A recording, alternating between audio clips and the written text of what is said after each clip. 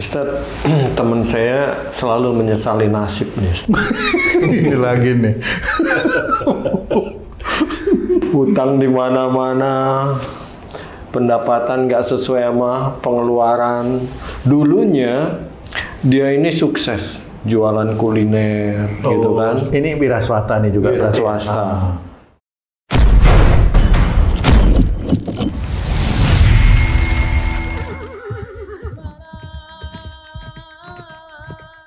Bismillahirrahmanirrahim. Assalamualaikum warahmatullahi wabarakatuh. Waalaikumsalam warahmatullahi wabarakatuh. Amin ya rabbal alamin.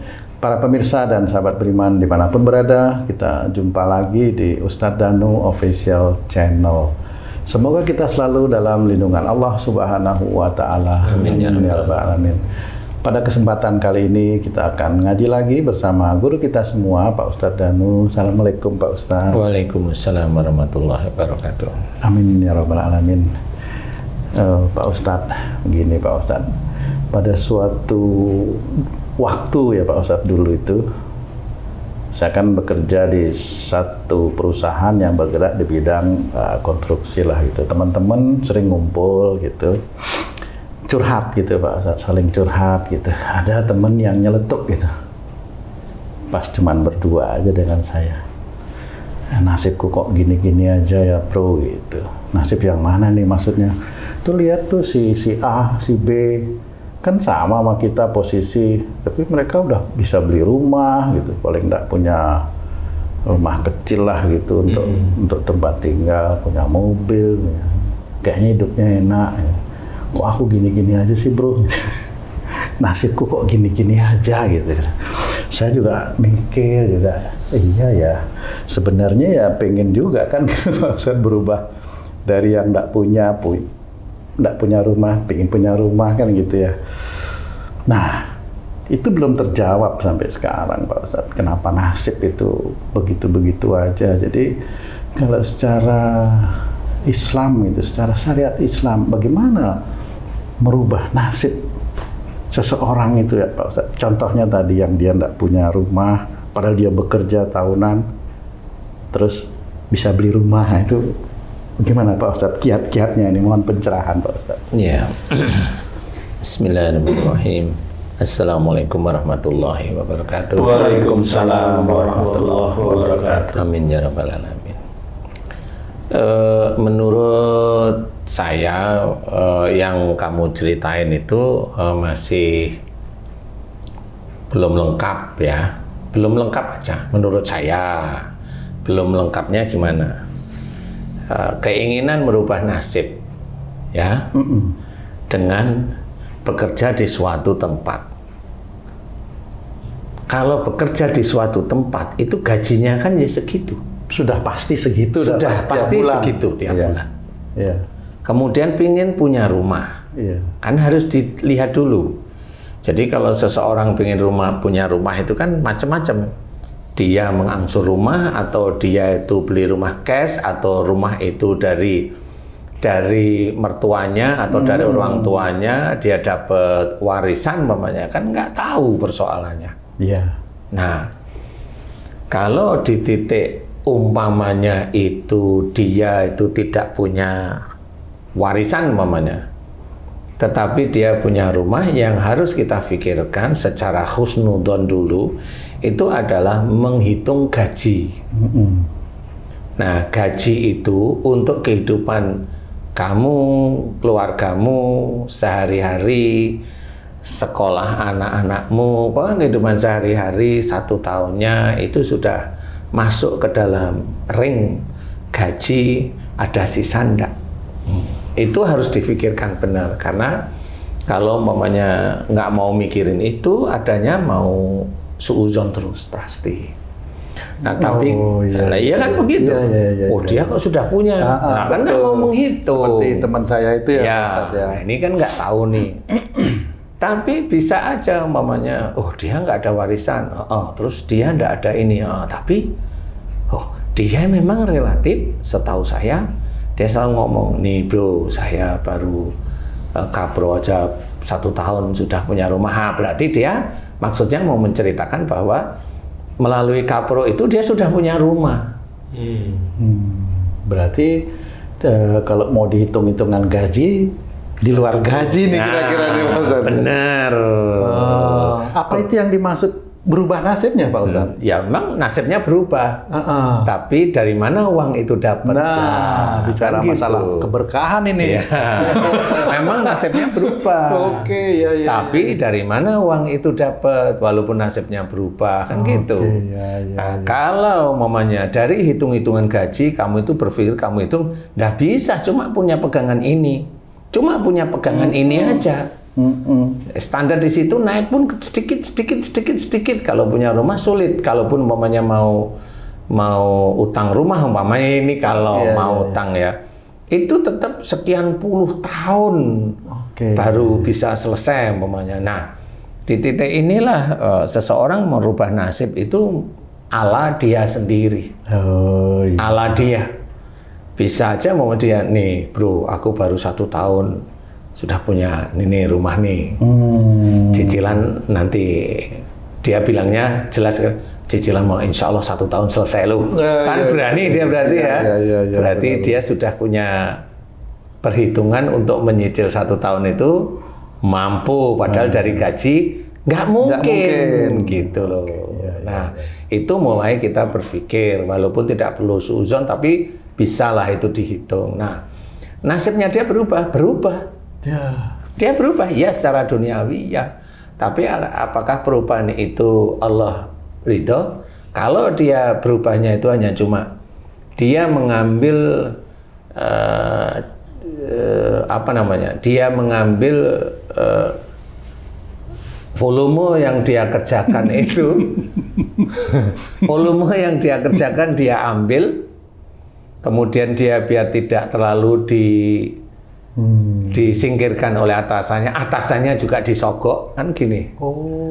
Sehingga dia ngambil volume di pekerjaannya aman aja, atasannya udah tahu, sama-sama tahu, sehingga atasannya juga oke-oke aja, silahkan aja, yang penting kamu hidupin saya menurut atasan. Korupsi berjamaah.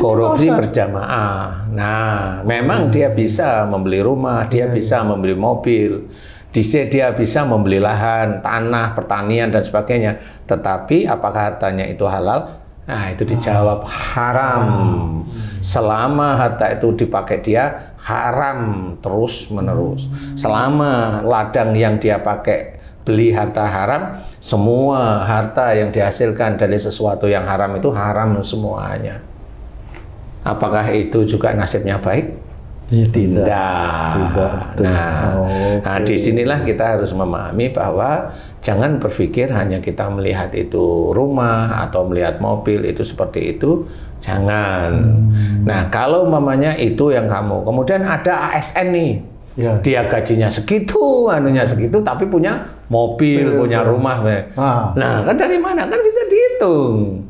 Bisa aja dia gembungkan sesuatu, bisa aja semuanya. Di Indonesia itu apa yang tidak bisa ya? Berarti praktek-praktek manipulasi itu banyak terjadi. Banyak, sangat banyak di Indonesia. Ya, di Indonesia gitu, itu banyak sekali. Ya, enggak cuma masalah momennya di BUMN, enggak, di ASN juga banyak. Banyak yang seperti itu banyak. Cuma artinya, nah kalau dilihat sekarang dengan rinci, apakah itu halal? Enggak. Yang halal itu yang gajinya dia aja sebenarnya. Nah ini yang harus kita pikirkan. Apakah dia mau merubah nasib? Yang mana nih nasibnya nih? Betul ya. Kalau dia ingin kok ya Allah nasib kok beginilah. Kamu ASN, gajimu segitu. Kamu niatkan memang mau jadi ASN ya sudah segitu itu. Kalaupun umpamanya kamu mau berubah, ya coba cari ASN itu kerja sampai jam berapa? Paling jam sore, jam 4, jam 5 kan gitu. Nah, di luar itu silahkan mau cari pekerjaan apa di luar itu, monggo. Kan begitu ya, monggo.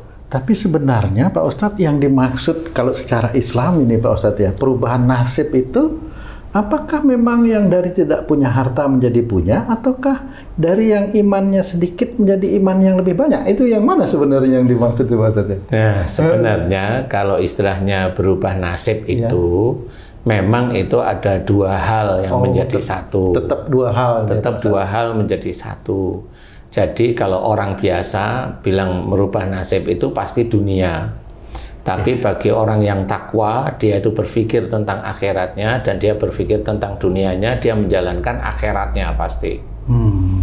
Dunia itu dia berikhtiar saja, dia akan pekerjakan akhiratnya. Jadi apa contoh akhirat umpamanya? Dia paham kalau memang kenapa nasibku seperti ini. Orang wira swasta loh ya. Wira swasta, bukan ya. ASN, bukan BUMN, bukan ini wira Kalau swasta. itu kalkulasinya sudah tepat. Kalau itu kalkulasi sudah jelas kan gitu. Ini wira swasta nih ceritanya. Oke, ya. Kayak umpamanya kayak saya kan wira swasta. Betul, Pak. Nah, disitulah harus berpikir gimana caranya Allah itu mengizinkan dan ridho umpamanya dengan apa yang saya kerjakan. Nah, di titik itulah mulai dirubah semuanya umpamanya yang dulunya itu umpamanya sholatnya yang nggak khusyuk dirubah menjadi khusyuk, dirubah sholat yang dulunya sering sendiri dirubah menjadi berjamaah, dirubah yang dulunya minta itu dunia dirubah mintanya itu akhirat saja. Ini kan merubah semuanya ini merubah semuanya. Yang dulunya omongannya itu yang kayak orang-orang jalanan itu ya begitulah omongannya, yang binatang kaki 4 itu dirubah, dia nggak mau, dia ngomong yang halus, kemudian dia lemah lembut kepada siapapun, cara berpikir dia positif, kemudian dia belajar kalau ada orang dolim kepada dia maafkan, kalau bisa dia doakan agar dosanya diampuni dan sebagainya, dia rubah. Oh, itu perilaku berarti, Pak Ustaz. Lah kan namanya mau berubah nasib itu dari titik mana? Ini akhiratnya yang dia rubah semuanya. Banyak sekali ranting-ranting perubahan nasib itu ya Pak Ustadz ya. Nah sekarang kalau umpamanya Allah itu menceritakan dalam surat Az-Zariyat, wa fis sama'i rizqukum wa ma tu'adun. Di langit ada jalan rezekimu dan apa janjikan Allah kepadamu. Ya, di langit ada jalan rezekimu, tuh kan gitu. Salah satunya apa? Innahum kanu qabla dzalika musinin. Sesungguhnya mereka di dunia selalu berbuat kebaikan. Emang gimana? Berbuat baik dengan istri emang nggak boleh. Berbuat baik dengan anak kan memang nggak boleh. Berbuat baik dengan tetangga emang nggak boleh. Kan berbuat baik dengan orang tua, dengan siapapun. Berbuat baik itu dengan apa? Hanya ngasih roti, hanya ngasih siomay, hanya enggak. Berbuat baik itu mulai dari husnudonya, mulai dari lemah lembut bicara, mulai dari kan macam-macam, hormat beneran dan sebagainya, itu kan berbuat baik.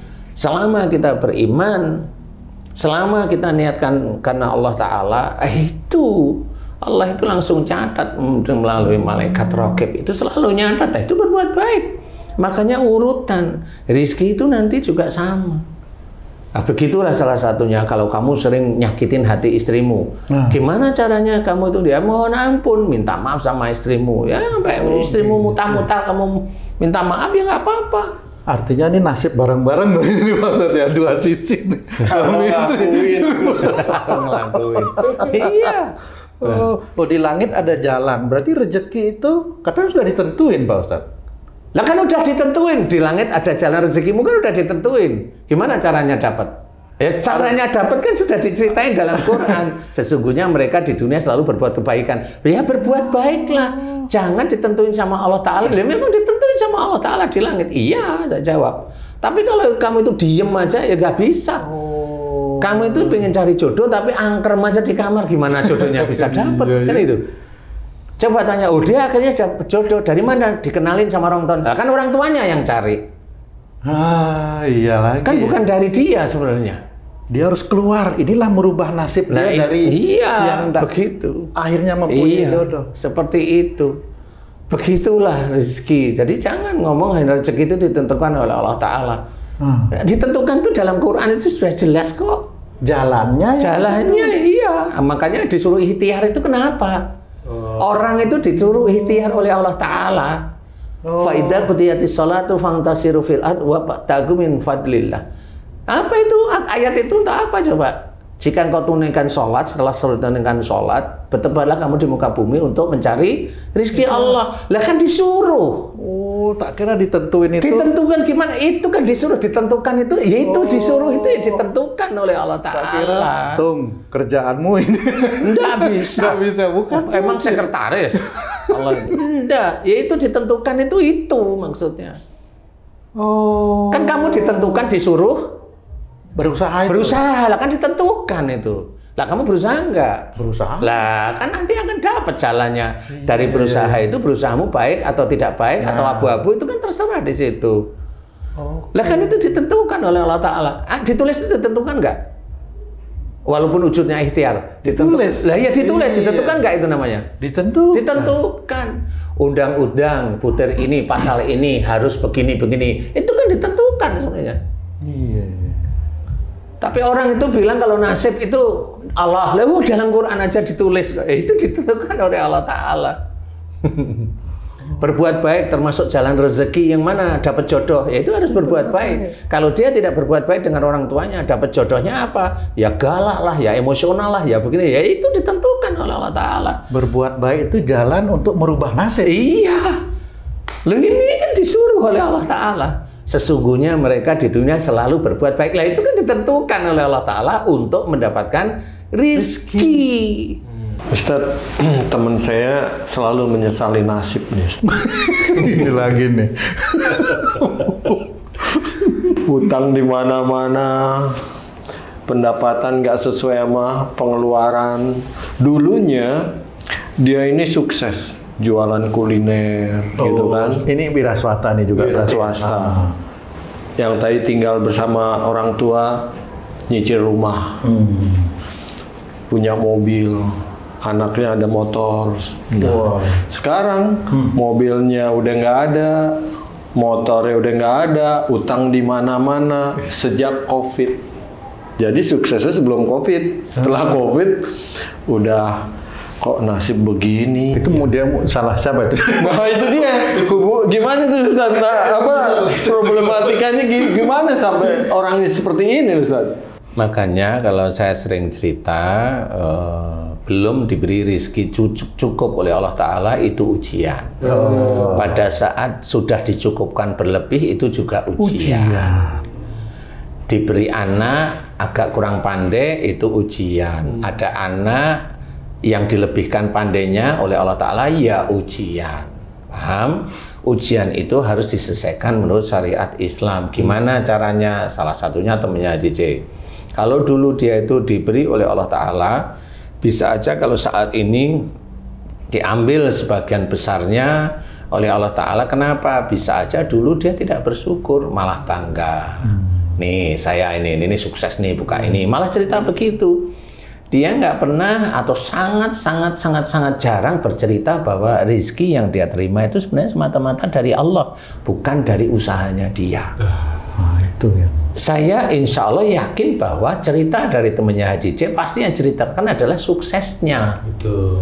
Nah kalau suksesnya itu nggak ada. Iya dia ngomong, wah gampang ntar ke depannya begini-begini. Mana ada Allahnya? Ya? Padahal masabaka min hasanatin famin Allah. Apa saja dan apa saja nikmat yang kau terima itu dari Allah. Sudah. Jadi jangan merasa kita itu hebat, kita itu mampu, semua itu mudah.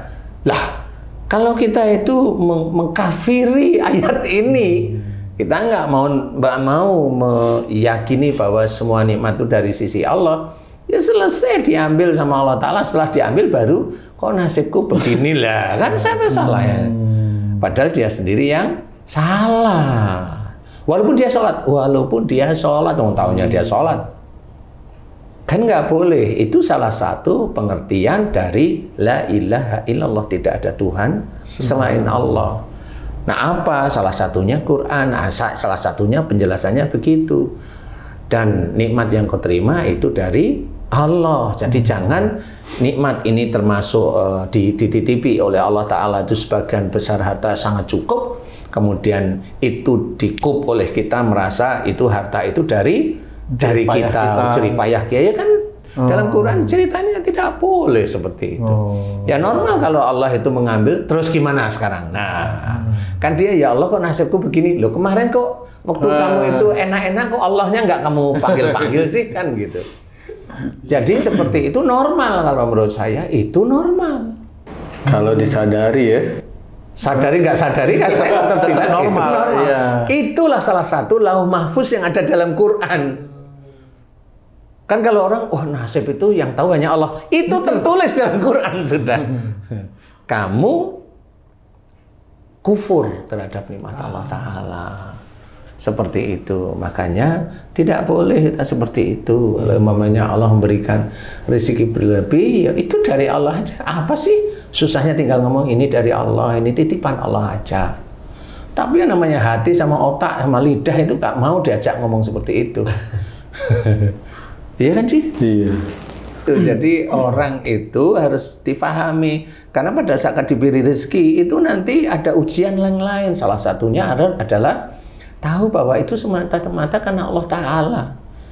Dalam surat Al-Isra ayat 18 sampai 20 itu sudah diceritakan bagaimana orang itu nanti akan dibantu oleh Allah Ta'ala. Dibantu dari orang yang hanya minta dunia tok, hanya orang yang hanya mengerjakan akhirat, dua-duanya dibantu oleh Allah Ta'ala. Dua-duanya dibantu. Betul. Jadi kalau ada orang yang mengaku-ngaku bahwa semua ini jerih payahnya, selesai dia. Selesai. Nah, di titik itulah kita harus pahami bahwa kita sebagai seorang yang belajar taat pada Allah Ta'ala, ayo jangan seperti itu. Semua rezeki itu, semua kenikmatan itu dari Allah Ta'ala, termasuk punya istri itu ya dari Allah, punya anak dari Allah. Jadi ada harta, mau harta cukup, harta pas, harta lebih cukup, harta banyak, itu ya dari Allah aja. Sehingga pada saat kita bicara itu dari Allah, itu di sini tidak ada yang ingin memiliki, biasa saja. Nah, di titik itulah Allah tahu bahwa oh ya dia biasa saja, sehingga kita tidak merasa hebat dengan harta yang dilebihkan oleh Allah Ta'ala tersebut. Jadi belajar. Jadi gimana caranya merubah nasib? Di sini bukan baca ini, kalau tahajud baca ini, enggak. Kita harus ketahui bahwa merubah nasib itu bisa dari aplikasi sehari-hari. Dari mulai cara bicara yang baik, lemah lembut, berpikir yang positif, yang baik, yang husnudon, kemudian melakukan hal yang baik. Semuanya lakukan semata-mata karena Allah Ta'ala. Setiap ujian hadapi dengan baik, tidak dengan emosi, tidak dengan marah. Nah, di titik itulah kita benar-benar masrahkan kepada Allah, tawakal kepada Allah Ta'ala. Itu seperti itu berbuat baik. Oh, jelas kok.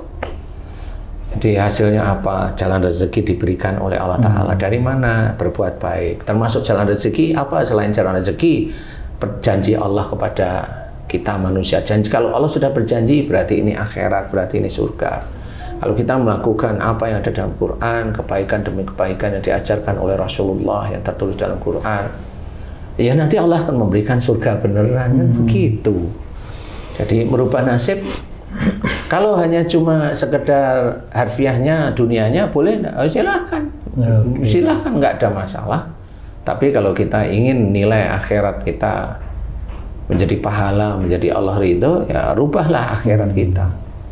Ya, mudah-mudahan ini bisa menjadikan gambaran, manfaat. Wallahu a'lam. Amin, amin. Alhamdulillah, terima kasih banyak Pak Ustadz penjelasannya. Alhamdulillah. Sahabat beriman dimanapun berada, demikian tayangan kami kali ini. Mohon maaf atas kesalahan, terima kasih atas perhatiannya. Wassalamualaikum warahmatullahi wabarakatuh. Waalaikumsalam warahmatullahi wabarakatuh. Alhamdulillah.